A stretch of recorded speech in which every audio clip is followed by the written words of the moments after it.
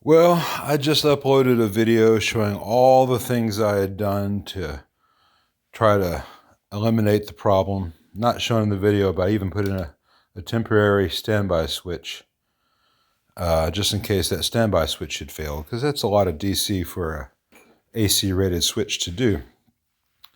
And I would mention I was doing due diligence from my perspective to make sure that it was not a bad power transformer before I ordered one. You know,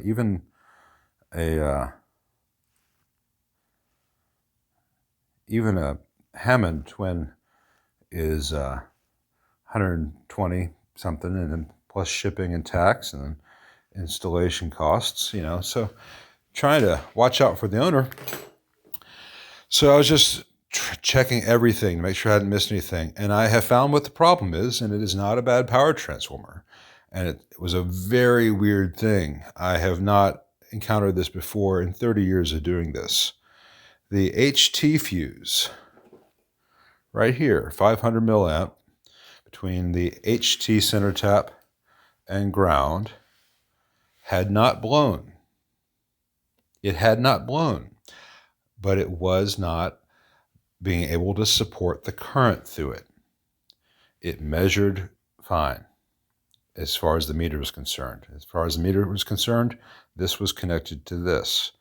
But for whatever reason, it could not supply enough current to the B plus once it was taken out of standby. And as a result, it was not letting any real current flow, which meant that this was very low in voltage, which also meant that this bias supply, which had very little current being asked of it, had way too much voltage.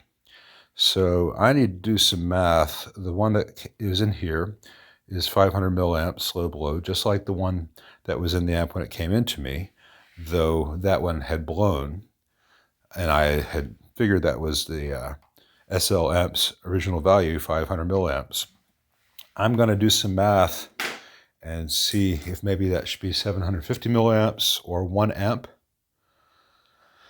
But that was the cause of all this work, which is not bad. I knew I was going to be changing these caps out because this one and this one had shorted. And I knew that whatever condition exists in the amp might have damaged these two. So all but these first two filter caps were going to get changed on this board anyway. So that's not really adding a lot of time or cost for these capacitors. It did mean that the 500 volt 10 microfarad cap that I had on the negative supply, because it had 700 volts on it, even with very little current, I did not trust. I threw that one away. I've got others. So for right now, I have these two in series for 1,000 volt capability here. That will not be necessary. And this is why I just did this temporary diode string here rather than replace them all on the board, because now I can put it back very quickly. And I know that the diodes on the board are more than likely just fine. Though there is the possibility that there is a problem with those diodes on the board and a spike, and that's what caused the HT fuse to not fail open, but just not be able to conduct current. So I may have to revisit that fuse once I reconnect the original diode string. Worst comes to worst, I replace the diode string. I bump that fuse up from 500 milliamps to 750 or even 1 meg, and life is good. I just need to do some math on the total current drawn by the B plus supply in this amp. It's got a lot of tubes, so there's relatively high current in this thing. Let's see, 1, 2, 3, 4, 5, 6, 7. Just one more than a twin, so not too bad. I don't think it's going to be anything major, but it's very nice to know that I did find it. It was very weird. Had not seen that happen before in 30 years of doing this. And I hope never to see it again, but if I get this kind of symptom in again, I know where to look. So if you're watching these videos and you work on amps as well, if you get a symptom where the B plus just will not go over, this was at 100 volts, and the more nodes attached to it, the lower it went.